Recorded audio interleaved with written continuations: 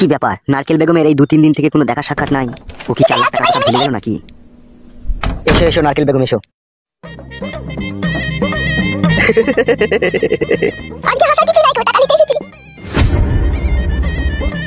বসো এখানে বসো।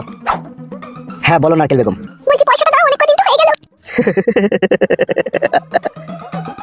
নারকেল বেগম তুমি সত্যি করে বলো তো, তুমি আমাকে ভালোবাসো না টাকাটাকে বেশি ভালোবাসো? এরকম চিন্তা ভাবনা করলে হবে না নারকেল বেগম, তুমি যেটা বলবে আমি সেটাই শুনবো। এরকম কথা বলছো কেন তুমি? আমি তো তোমাকেই ভালোবাসি, আর টাকার কথা তো তুমিই বলেছিলে। আমার মেয়েকে তুমি রেট কিছু খাসাবে দিয়ে আমাকে 4 লাখ টাকা দিবে তাই বলেছিলে তুমি। এবার এরকম কথা বলছো কেন তুমি? পরীক্ষা পরীক্ষা করছি তোমাকে। পরীক্ষায় তুমি পাস করে গেছো নারকেল বেগম, পাস করে গেছো। ঠিক আছে, হাসা বন্ধ করে দিলাম। এবার কি করবে বলো? দুবো 4 লাখ টাকা। শুধু কি টাকাই নিতে এসেছো? কেন আর কিছু দিবে নাকি? শুধু কি টাকা নিয়ে চলে গেলেই হবে নারকেল বেগম? কাল রাত থেকে যে বাম্বুটা থারো হয়ে আছে সেটাকে ঘুম পাড়াবে কে? আমি আজকে ওয়াশ করতে দিতে পারবো না তোমাকে, মেন্স হয়েছে আমার। তাই নাকি? মেন্স হয়ে যেতে কি হয়েছে? মেন্স হলে কি করা হয় না নাকি? বাচ্চা হোক বাচ্চা হোক, বাচ্চা আমার একটা দরকার। বাচ্চা আমার একটা দরকার, আমার এত বিষয় সম্পত্তি আছে, এগুলোর মালিক কে হবে? আমার মন তো সেটাই চাইছে নারকেল বেগম। যা ভালো বুঝে করো তুমি, আমি কিছু বলতে চাই না তোমাকে। বলতে হবে না তোমাকে কিছু, ঘরে চলো। কি করবে কি করে গিয়ে? সব সময় তোমার রস লেগেই থাকে বলো। মা জানা তো দাও চলো। কেমন হয় চলো। চলো চলো বেশি আগে ভালো চলো।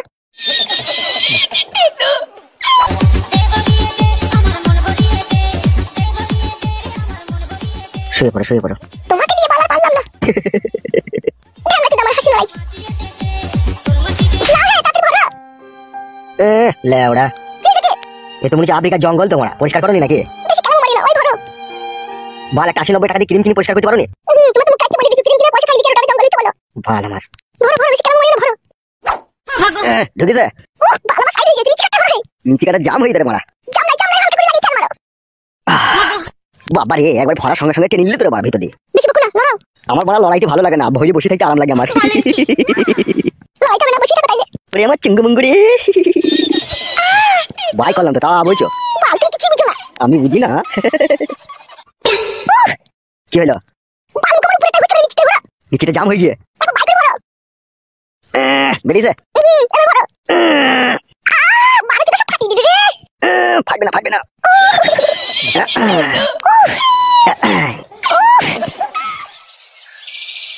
আরে তোর কথাবার্তা শুনে তো নিজেকে কন্ট্রোল করে রাখতে পারছি না রে আমি। কি আর করবো বল বন্ধু, সবই আমার এই পুরা ভাগ্য।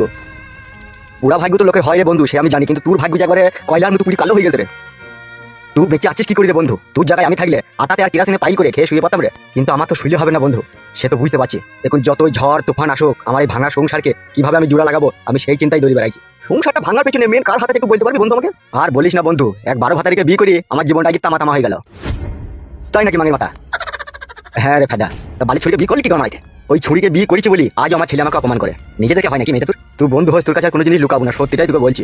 হ্যাঁ বল, যাকে আমি বিয়ে করেছি নারকেল বেগমকে, সেটা আবার আমার ছেলে শাশুড়ি হয়েছে। কি ঠিকই শুনেছিস তো, ওটা আমার বিয়ান হয়েছে, আমি আবার বিয়ে করেছি। এইগুলোতে তেলা মতো কাজ করে ফেলেছি তো। কেন বিয়ানকে আবার বিয়ে করার কি দরকার? বিয়ান তো এমনিতে চিত হয়ে তোর কাছে শুয়ে পড়বে। তুই বড় ব্যাপারটা বুঝতে পারছিস না। এ ফেদা আমি সব বুঝি, বুঝিয়ে বলতো বড়া।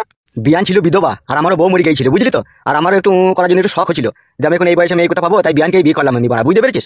বিয়ানকে বিয়ে করে আগে আমার গাড়ি আজ ভাই ঢুকে গেছি মারা। ও ফেদা তখন ব্যাপারটা বুঝতে পেরেছি, সব মাল ঘরে ঘরে হয়ে গেছে। হ্যাঁ ঠিকই বলছিস তো, ওই ঘরে ঘরে বিয়েটা হয়েছে বলে তুই কিছু করতে পারছিস না লাই। হ্যাঁ রে বাড়া, তুই যাকে বিয়ে করছিস সে দেখতে শুনে ভালো। দেখতে ভালো বলেই তো আমি ফিদা হয়ে বিয়েটা করেছি ওকে। দেখুন ফেদা খেয়েছিস, সেই রকমই মনে কর।